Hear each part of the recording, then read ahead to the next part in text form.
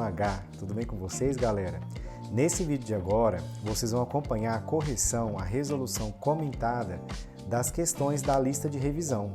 Lembrando que essa lista de revisão está disponível no GR8 e resolvam antes da avaliação de vocês. Então nesse vídeo você vai acompanhar a resolução completa da lista. Um grande abraço e bons estudos. Falou para vocês! Bom, galera, vamos lá então para a correção da nossa lista de revisão. Então aqui exercício de revisão do terceiro bimestre. Vamos começar aí pela questão de número 1. A questão número 1 diz assim, ó. A habilidade de alguns micro-organismos em sintetizar ácido lático é explorada pela indústria alimentícia com o objetivo de produzir, por exemplo, iogurtes, queijos e coalhadas. Durante a produção desses alimentos, a participação de quem? Bom, nós sabemos que quem faz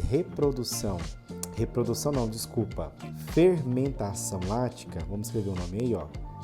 Lembra que o processo de fermentação é um processo de obtenção de energia sob a forma de ATP, aonde não há a utilização do gás oxigênio.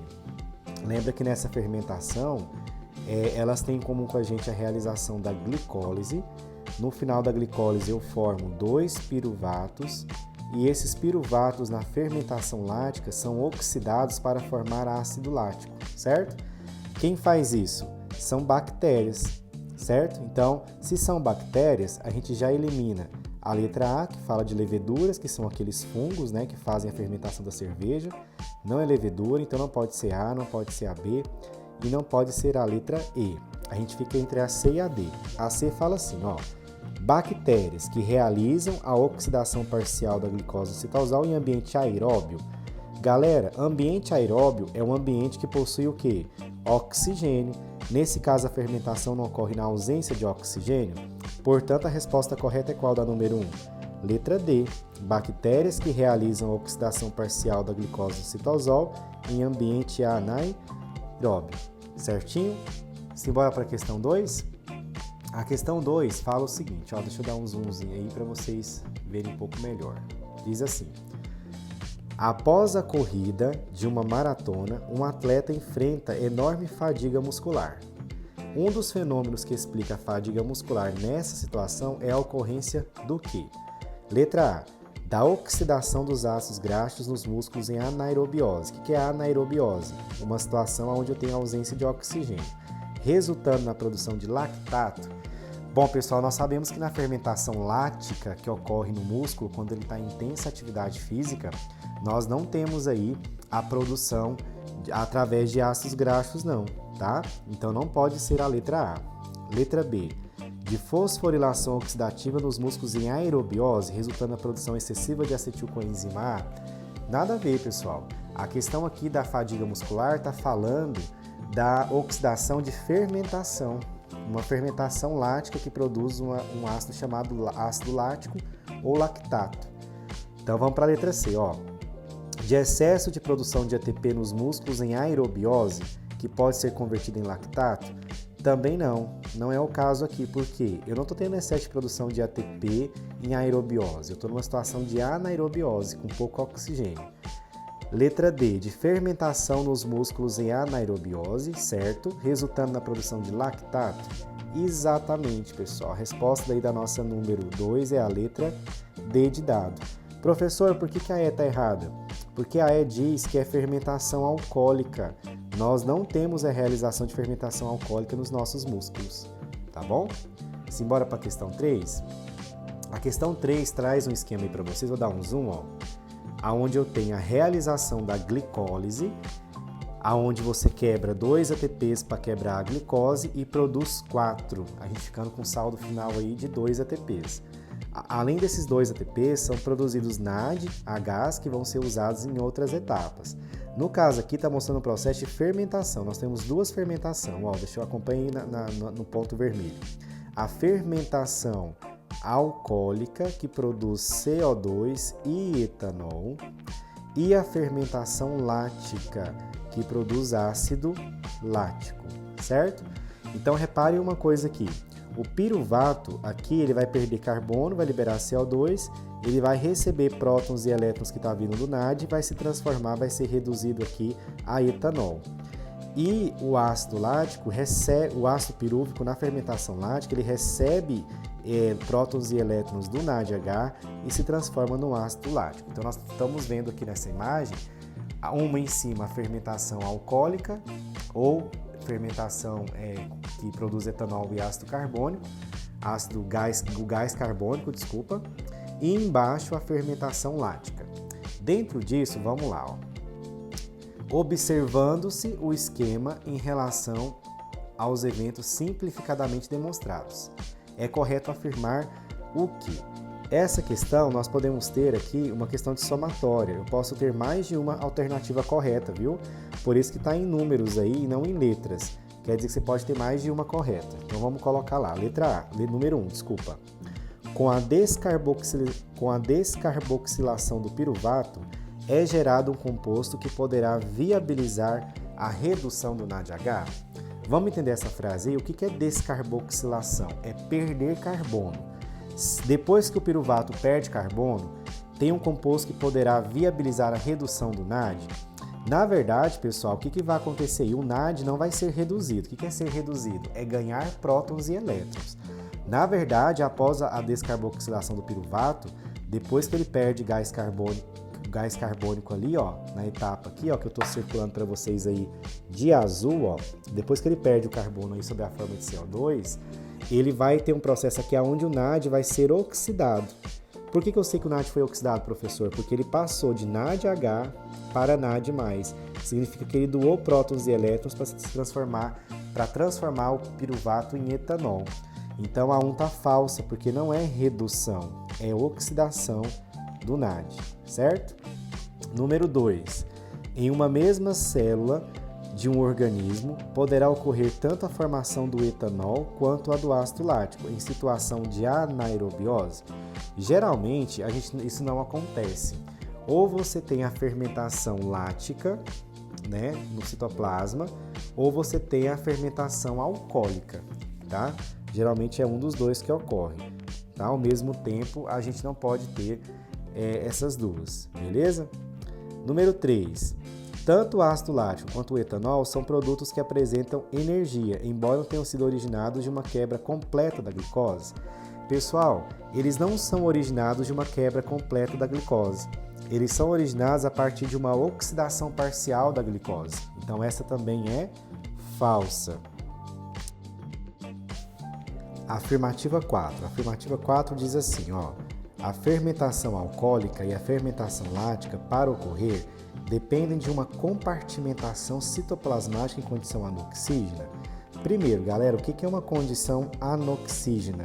É uma condição sem oxigênio, também chamada de anóxica, viu? Nesse caso, o erro dessa afirmativa está em dizer que depende de uma compartimentação.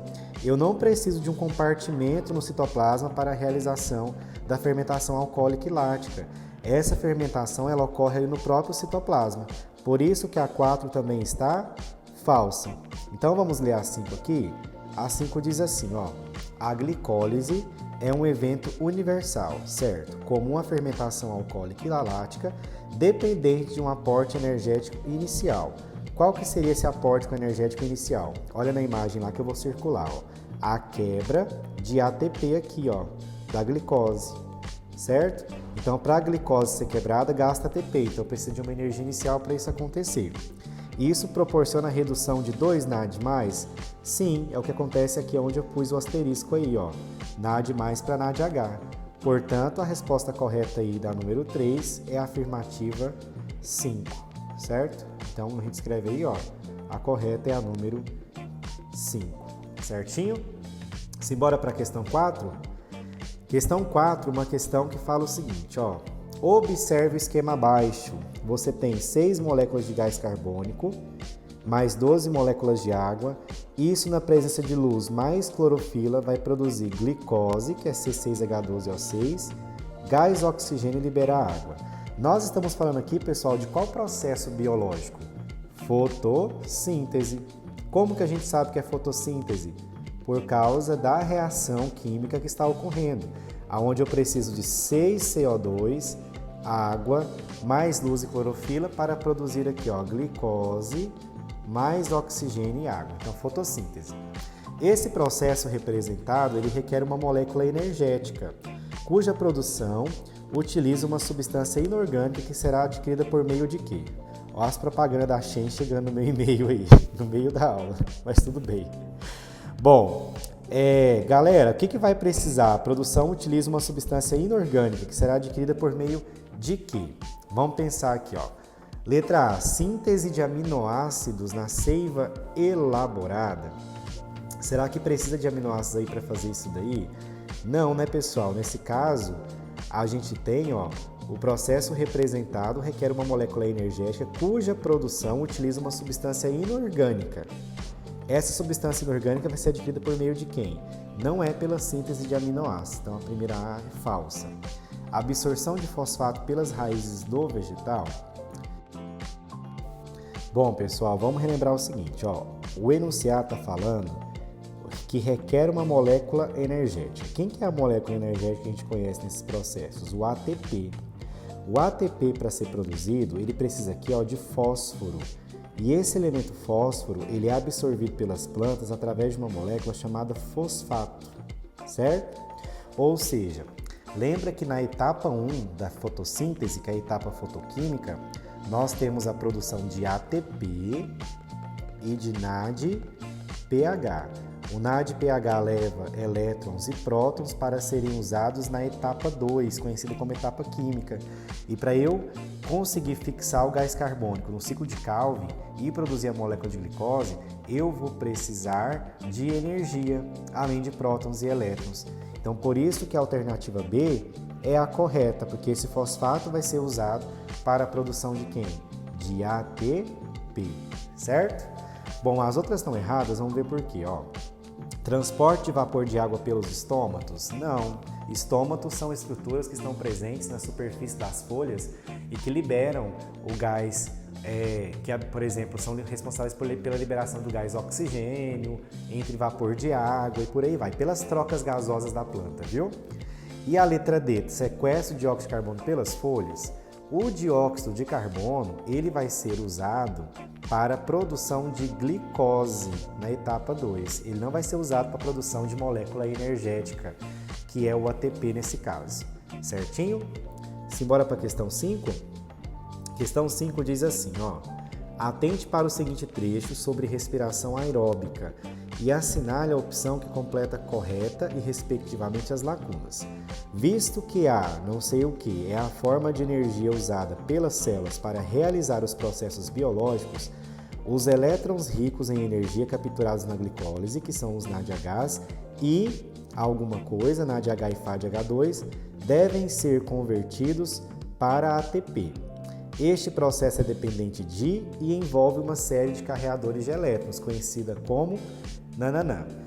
Vamos lá, galera. Nesse caso, nós estamos falando de NADH, né, e FADH2. Então, a gente já sabe que nós estamos falando de um processo que ocorre na respiração celular aeróbica. Eu não estou falando aqui de fotossíntese mais. Por que eu sei disso? Porque está falando de glicólise, ó.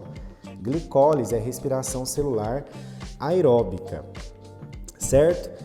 Qual é a etapa que a gente tem na respiração celular aeróbica, onde eu tenho uma cadeia de elétrons, uma cadeia transportadora de elétrons? É numa fase chamada o quê? Fosforilação, certo? Então, a fosforilação é a primeira palavrinha aí.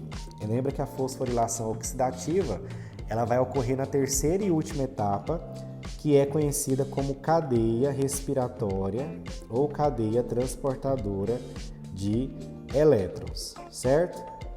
Então, por isso que eu vou ter esse nome fosforilação. Depois, o que vai acontecer?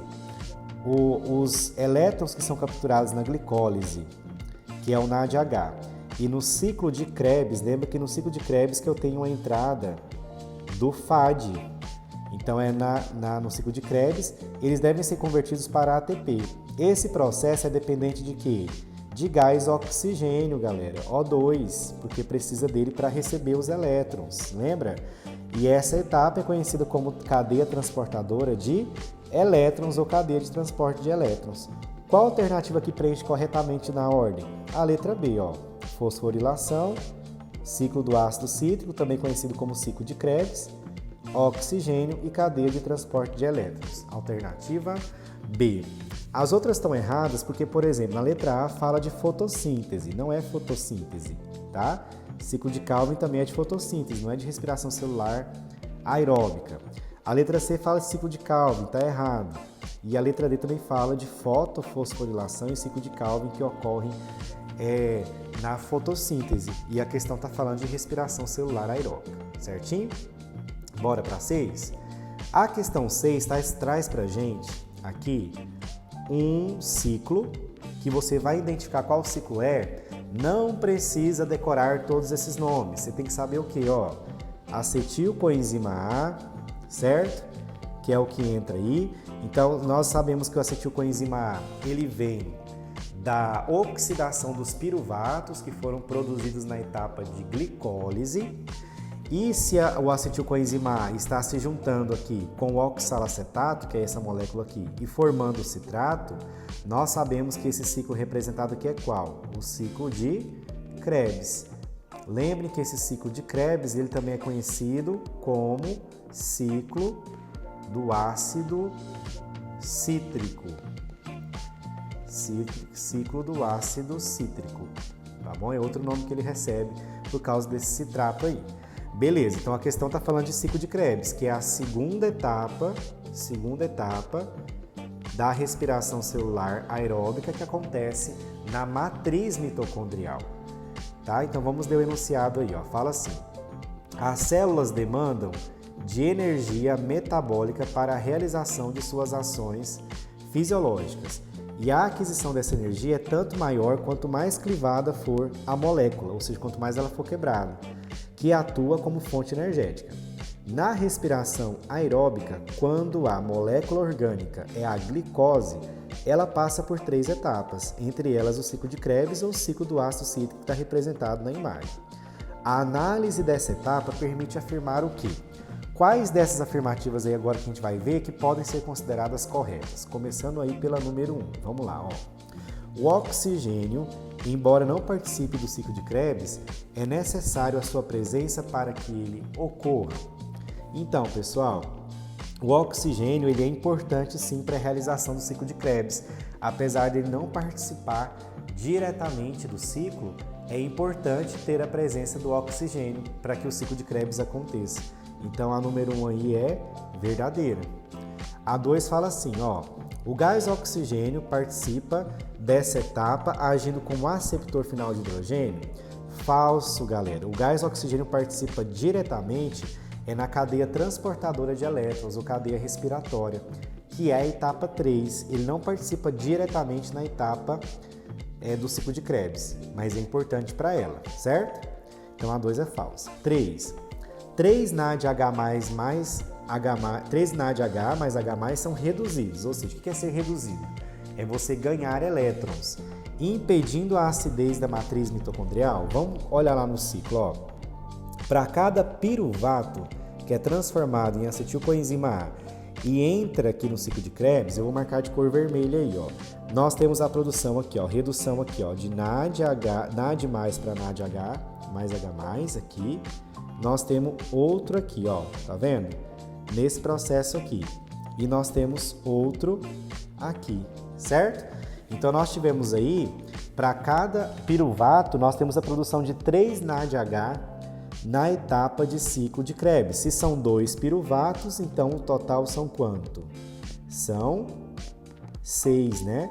Nós temos 6 NAD mais reduzidos, ou seja, que ganham elétrons e se transformam em NADH mais H+, no ciclo de Krebs, totalizando 6. Só que, nesse caso, a gente tá errado porque fala que é 3. Porque são 6. 3 é para uma molécula só de acetilcoenzima A, que veio do piruvato. Como são 2 piruvatos que são transformados em acetilcoenzima A, nós temos 6 e não 3, tá bom? Então é um peguinho aí. 4, então essa é falsa também, vou colocar aqui. 4, na formação do succinato. Quem é o succinato? Aqui, ó, vou circular de vermelho aí, ó. Essa molécula aqui, certo? O acetilcoenzima A proporciona fosforilação do GTP. Esse GTP, pessoal, é o ATP, viu? É a molécula energética, que também pode ser chamada de GTP, mas é o ATP, tá? Então, o que vai acontecer aí? Nesse caso, eu vou ter aqui, ó, como a gente percebe aqui no ciclo, eu vou ter a formação de ATP, sob a forma de GTP, como ele está chamado, certo? Nesse caso aí, a gente vai ter a participação da coenzima A e vai ser importante nesse processo para a gente ter a formação de GTP, certinho? Então, pessoal, quando você olha para a imagem aqui, você acha que a coenzima A está fosforilando, né, para formar ATP. Só que na verdade não, tá? A formação da fosforilação aqui para formar ATP não vem por causa do acetilcoenzima A, certo? Então a 4 também é falsa, viu? A 5 fala que durante essa etapa há uma intensa fosforilação de ADP, ou seja, quando eu fosforilo ADP, que é o difosfato, eu transformo ele em ATP. Eu posso falar que tem uma intensa fosforilação aqui? Não. Por quê? Eu só produzo uma molécula de ATP para cada piruvato, então não tem uma intensa, é pouco, viu? Por isso que é falso. Portanto, a resposta da nossa questão número 6 aí da lista é afirmativa, apenas a afirmativa 1 que está como verdadeira, certinho? Simbora para 7. A questão 7 mostra para a gente aqui uma etapa chamada glicólise, tá? Por que glicólise, professor? Porque nessa etapa eu estou tendo a quebra da molécula de glicose, gastando ATP, ó. Eu gasto 2 ATPs para produzir 2 ácidos pirúvicos ou piruvatos, além de produzir 2 NADH, como vocês estão vendo aqui, certo? E eu tenho o saldo, né, final de 2 ATPs e produção de 4 ATPs. Por que o saldo final é 2, professor? Porque eu gasto 2 para poder quebrar a glicose antes. Por isso que a gente faz esse desconto, viu? Bom, em relação a esse processo metabólico em destaque, a gente pode afirmar o quê? Letra A. Necessita de uma compartimentação citoplasmática para acontecer? Não, pessoal, não precisa. Eu não preciso ter um compartimento no citoplasma para a ocorrência da glicólise. Ela vai ocorrer no próprio citoplasma livre, viu? Letra B. Proporciona a quebra completa da glicose? Não, não é a quebra completa na glicólise. É uma quebra parcial. A glicose vai continuar sendo quebrada nas etapas posteriores. Ela vai ser oxidada nas etapas posteriores, mas só a glicólise não é uma quebra total. É uma etapa que não necessita de oxigênio para ocorrer? Bom, pessoal, vamos pensar aqui, ó. Quando eu falo da glicólise, tá? Quando eu falo da glicólise, nós temos aí a questão da não necessidade de gás oxigênio. Lembra que a glicólise ela é comum aos processos de fermentação, que são processos anaeróbicos, viu? Então, quando a gente fala de processos anaeróbicos, nós estamos falando aí de ausência de oxigênio. Então, a resposta correta aí da nossa afirmativa, da nossa número 7, é a letra C. É uma etapa que não necessita do oxigênio para ocorrer. A letra D está errada por quê? Porque fala que reduz 2 NADH. O certo aqui seria escrever não NADH, seria NAD+, porque a forma NAD+, é a forma oxidada, ou seja, a forma que ainda não recebeu os prótons e elétrons liberados no processo. Se eu falo que ele vai reduzir NADH, o NADH já é a forma reduzida. Por isso que a D está errada, certo? E letra E, prescinde de um aporte energético para ser iniciado? Não, na verdade ele precisa. Esse prescindir aqui é não precisar, né? Na verdade, para eu quebrar a molécula de glicose, eu preciso sim de energia. Certinho? Simbora para a questão 8? Questão de número 8. questão de VOF, que fala assim, ó. Respiração celular é o processo de conversão das ligações químicas de moléculas ricas em energia que poderão ser usadas nos processos vitais. Sobre esse processo, assinale V para verdadeiro ou F para falso. Primeira, a glicólise é uma sequência de reações catalisadas por enzimas livres no citoplasma, na qual a glicose é oxidada, ou seja, ela perde elétrons, produzindo duas moléculas de ATPs, 2 piruvatos e 2 equivalentes reduzidos de NADH+, que serão introduzidos na cadeia respiratória ou na fermentação. Verdadeiro, galera. Totalmente certo aí essa afirmativa, certinho? Lembra que aqui ele usou o termo duas moléculas de ATP porque está considerando o saldo final de produção, viu? Segunda, o ciclo de Krebs apresenta apenas reações catabólicas, com a finalidade de oxidar a acetilcoenzima A duas moléculas de dióxido de carbono. Pessoal, não é essa a finalidade do ciclo de Krebs, tá? Então essa daí é falsa. Lembra que a gente tem, na verdade, ali mais do que duas moléculas de dióxido de carbono, né? Se eu considerar o ciclo total do ciclo de Krebs. Então essa também está errada, certo? Também está errada, não, ela está errada, ela é falsa, que a primeira é verdadeira, desculpa aí. Terceiro, o modelo quimiosmótico explica o mecanismo de formação de ATP, que ocorre durante o fluxo de prótons do espaço intermembranoso para a matriz, através de partículas elementares. Verdadeiro, pessoal. Vamos lembrar que lá na cadeia respiratória, os prótons que são lançados para fora da matriz mitocondrial, eles vão voltar para a matriz mitocondrial a partir, vou escrever o nome aí, ó, a partir de uma bomba, uma proteína chamada ATP sintetase ou sintase. E cada vez que um H+, ele passa por essa bomba, eu tenho a produção de uma molécula de ATP. Então lembra que só nessa etapa aqui nós vamos produzir, né, na cadeia respiratória, nós vamos produzir 34 moléculas de ATP, tá bom? Então é verdadeiro. Última afirmativa aí da 8. A quantidade de mitocôndria e o número de cristas por organela estão diretamente relacionados ao metabolismo energético das células. Certinho, quanto mais mitocôndria, mais metabolismo energético eu consigo fazer. As células que consomem muita energia terão maior quantidade de mitocôndrias com elevado número de cristas. Exatamente, galera. Exemplo disso são os neurônios e as células musculares, que têm bastante mitocôndrias, porque são células que gastam muita energia. Certinho? Questão 8, então, ó, ok, corrigida. Simbora para a questão 9? A questão 9 fala assim, ó, uma questão que vai perguntar da fotossíntese. Com relação à fotossíntese, assinale a afirmativa correta. A produção de carboidrato ocorrerá independentemente da etapa fotoquímica, se os cloroplastos forem providos com suprimento constante de ATP e água. Galera, é possível eu ter a produção de glicose sem a presença da etapa fotoquímica? Impossível, galera. Por quê? Porque para eu ter a produção de glicose na etapa 2, que é conhecida como etapa química, como a gente viu na aula, eu dependo dos produtos produzidos na etapa fotoquímica. E quais são esses produtos? As moléculas de ATP, que vão fornecer energia para conversão do CO2 em glicose, e também as moléculas de NADPH, que vão levar prótons e elétrons para a realização desse processo. Portanto, a A é falsa, viu? Não é independentemente, ela depende dessa etapa, certo?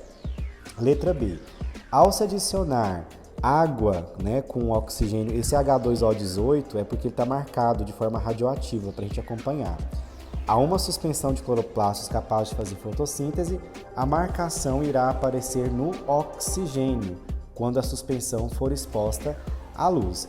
Essa parece interessante, por quê? Porque quando eu realizo a quebra da molécula de água, ela vai liberar justamente o gás oxigênio, certo?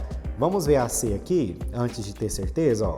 A C fala que na fase de escuro, na etapa química, a energia solar captada pela clorofila é utilizada para sintetizar ATP a partir de ADP.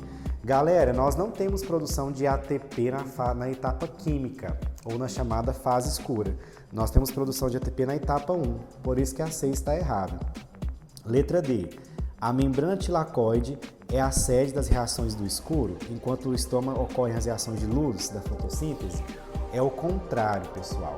A membrana tilacoide é a sede das reações da fase clara, também conhecida como etapa fotoquímica, tá? E o estroma é a sede das reações de escuro, também chamado de etapa química.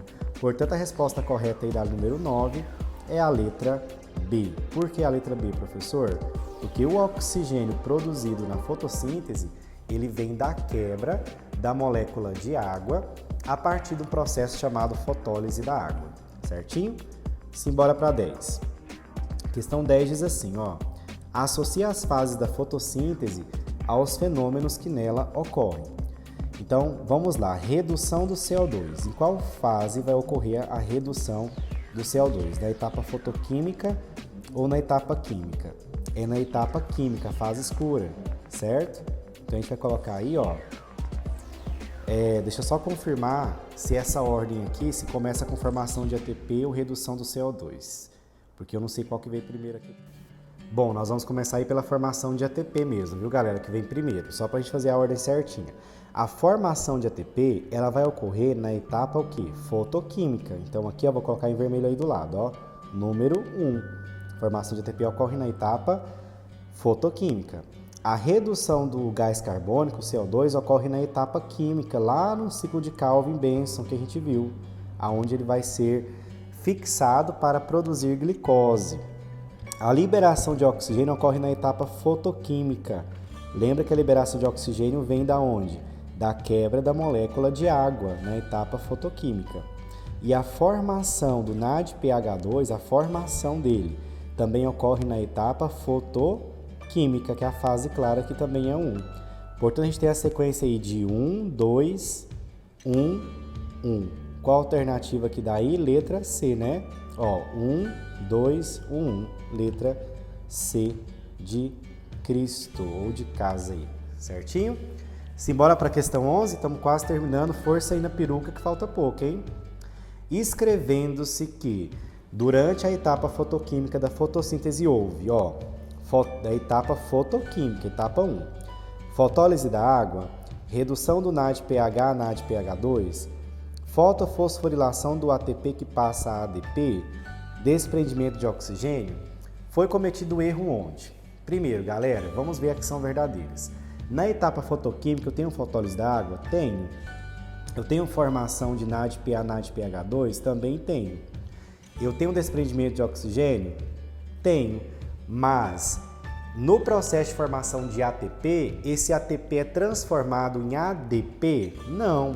Essa transformação de ATP significa que ele foi quebrado, que ele foi utilizado. Essa etapa vai ocorrer na etapa química. Portanto, a número 3 aí está errada, tá bom? Então, na 3 apenas, certinho? Simbora para a 12? A 12 fala o seguinte: a importância da fase luminosa da fotossíntese foi assim resumida de forma original pelo bioquímico Albert Stizent-Georgi. Nome super difícil de falar aí, ó. O que mantém a vida em movimento é uma pequena corrente elétrica mantida pela luz do Sol. E olha que essa pequena corrente elétrica é o fluxo de elétrons que eu comentei com vocês na aula. Estão diretamente relacionados com a fase acima citada, exceto, primeiro, em que fase que ocorre esse fluxo de elétrons mantido pela luz do Sol? É na etapa conhecida como etapa fotoquímica. A etapa também conhecida como fase clara, tá? Não se esqueçam aí que é a etapa conhecida como fase clara também, que depende diretamente da luz do Sol e ocorre na membrana dos tilacoides. Nós temos fotofosforilação cíclica nessa parte? Temos. Temos fotofosforilação acíclica? Temos. Temos transportadores de elétrons? Temos, como o NADPH. Temos captação de luz pelas clorofilas? Temos. Mas nós temos fixação do gás carbônico para produzir glicose? Não. Ó, exceto, que é para você marcar que não faz parte. Então, a fixação do gás carbônico para produzir glicose, ela ocorre na etapa química, que é a etapa 2, também conhecida como fase escura. Portanto, a resposta da número 12 é a letra E. Vocês estão vendo que eu estou marcando as respostas das corretas aí, ó, de verde, estão vendo? Tá? Só para vocês prestarem atenção. Simbora para 13. A 13 fala assim, ó. Para melhor compreensão do fenômeno biológico, o processo de fotossíntese pode ser dividido em duas etapas, a fotoquímica e a química. Marque a alternativa que contém os respectivos produtos finais dessas etapas, respectivamente. Então, primeiro, produto da fotoquímica, depois da química. Letra A, ATP mais NADP e amido. Primeiro, galera, NADP não é produto da etapa fotoquímica, é NADPH. Letra B, glicose. Glicose é produzida na etapa fotoquímica? Não, é na química, então não pode ser a B. Então vamos excluindo aí, ó. C, ATP mais NADPH2 e glicose. Exatamente, a resposta da 13 é a letra C. Por que a D está errada? Porque fala que produz NAD. Esse NAD é a forma oxidada. Esse NAD ele sai da etapa química, sim. Na fotoquímica eu tenho NADPH2. Por isso que a resposta correta da 13 é a letra C de casa. Simbora para 14, estamos terminando. Falta só mais duas aí, ó. Quimiossíntese é a produção de matéria orgânica realizada a partir de substâncias minerais simples, usando energia química e é realizada por todos os vegetais? Falso, pessoal. Os vegetais, a maioria realiza o quê? Eles todos fazem o quê? Fotossíntese. Realizada somente pelos animais? Falso também. Vírus fazem esse processo? Não, gente. Vírus não tem nem célula. Não vai conseguir fazer isso. Realizada por todos os animais e alguns vegetais? Também não. Ou seja, quem que faz quimiossíntese? É realizada pelo pequeno número de bactérias autotróficas. O que são bactérias autotróficas? São bactérias que conseguem sintetizar matéria orgânica a partir de elementos inorgânicos, como ferro, nitrogênio, enxofre, por aí vai. Lembra que a quimiossíntese é um processo de produção de matéria orgânica que não precisa de luz, tá bom? E para a gente finalizar, questão 15, uma questão do Enem que fala assim, ó. A fotossíntese é importante para a vida na Terra. Nos cloroplastos dos organismos fotossintetizantes, a energia solar é convertida em energia química que, juntamente com água e gás carbônico, CO2, é utilizada para a síntese de compostos orgânicos, que são os carboidratos. A fotossíntese é o único processo de importância biológica capaz de realizar essa conversão. Todos os organismos, incluindo os produtores, que são aqueles que fazem fotossíntese, aproveitam a energia armazenada nos carboidratos para impulsionar os processos celulares, liberando o gás carbônico, que é o CO2, para a atmosfera e água para a célula por meio da respiração celular. Além disso, grande fração dos recursos energéticos do planeta, produzidos tanto no presente, biomassa, como em tempos remotos, como combustíveis fósseis, é resultante da atividade fotossintética. As informações sobre obtenção e transformação dos recursos naturais por meio dos processos vitais de fotossíntese e respiração, descritas no texto, permitem concluir o que? Letra A. O CO2 e a água são moléculas de alto teor energético? Falso, né, galera? Elas não são moléculas de alto teor energético. Então, essa aqui não tem como ser. B. Os carboidratos convertem energia solar em energia química? É o carboidrato que faz esse processo de conversão? Não. C. A vida na Terra depende, em última análise, da energia proveniente do Sol? De certa forma, sim, mas vamos ver as outras coisas aqui, ó. Letra D. O processo respiratório é responsável pela retirada de carbono na atmosfera? Na verdade, não. O processo respiratório é responsável pela liberação de carbono na atmosfera, porque lembra que na respiração celular a gente libera CO2. Por isso que não pode ser a D. Letra E. A produção de biomassa de combustível fóssil por si é responsável pelo aumento de CO2 no atmosférico? Não, galera. Se eu tenho produção de biomassa, que é fotossíntese, eu estou tendo captação de CO2 também, não apenas aumento de liberação. Portanto, a resposta correta na número 15 é a letra C. Ou seja, para eu ter vida na Terra, eu dependo da energia proveniente da luz do Sol, porque através dessa luz do Sol, as plantas e os outros organismos vão fazer fotossíntese, e fazendo fotossíntese, a gente vai ter produção de alimentos, né, para os outros seres vivos. Certinho? Bom, é isso. Essa foi a nossa lista de correção. Qualquer dúvida a mais que vocês tiverem, eu vou deixar o meu Instagram aqui no finalzinho do vídeo para vocês mandarem uma mensagem lá, caso não tenham entendido a correção de alguma lista. Foi um prazer. Muito obrigado a você que ficou até o final do vídeo para essa correção. Bons estudos e boa prova para vocês. Falou!